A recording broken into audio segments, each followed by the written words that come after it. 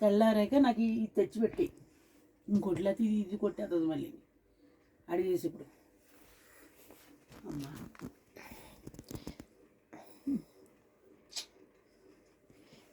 అమ్మ బొప్పాయికాయ తింటుందండి. నువ్వు ఎల్లిగడ్డ భోంచేసేసావు సప్పుడు కాకుండా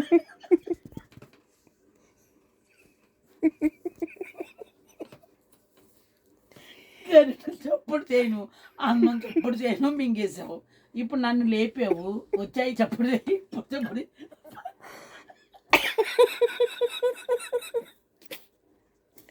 12 వరకు బయట ఎలా వస్తావు మాట్లాడుతున్నావు, మాట్లాడే 1 గంట వరకు వచ్చేసి చప్పుడు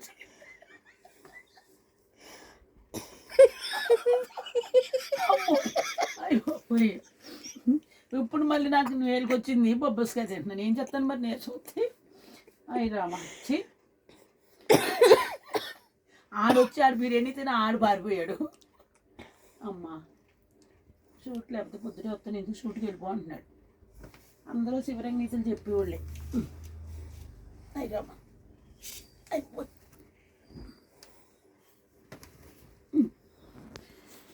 లేదమ్మా తీసుకున్నావు కానీ 1 గంట కూడా వీడియో తీస్తే 6 గంట ఎక్కువైపోయావు నువ్వు.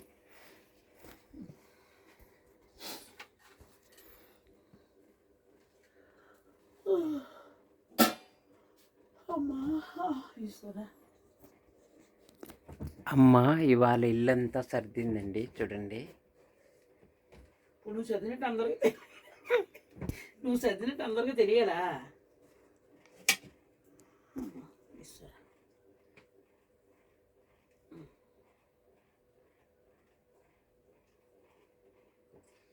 ఇదెలా పెట్టాము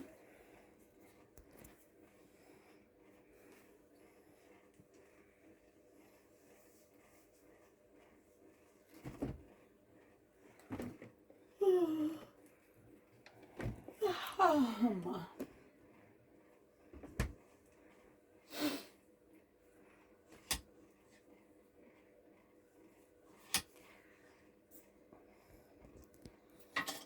బొబ్బాయికాయ తింటున్న అమ్మ.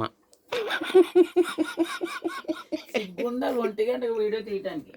రేపు నీకు కూడా వీడియో తీస్తే 2 నెంబర్లు పెడతాను. లేకపోతే నువ్వు మొదలెడుతున్నావు అమ్మో ఏళ్ళకి మళ్ళీ అప్పుడు కానీ మానవు నువ్వు.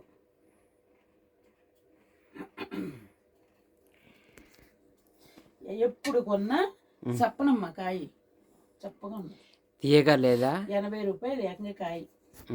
బొబ్బస్గా తినమంటారు, డైలీ ముక్కన తినాలమ్మా అంటున్నారు డాక్టర్లు. పాదాలు సురుగుమంటున్నాయంటే బొబ్బస్గా తినండి రోజు నువ్వు చెక్క అంటున్నారు. చెక్క ఆ ముక్క తింటూ నేను ఈ కాయ ఎన్నాళ్ళు అయింది అనుకున్నావు? 4 రోజులు 3 రోజులు అయింది.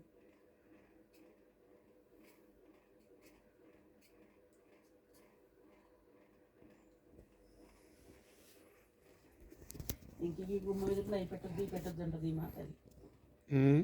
గుమ్మ ఎదురులో అయి పెట్టద్దండి ఈ పెట్టద్దు మీ వెళ్ళమ్మ మసులుతూ ఉంటుంది.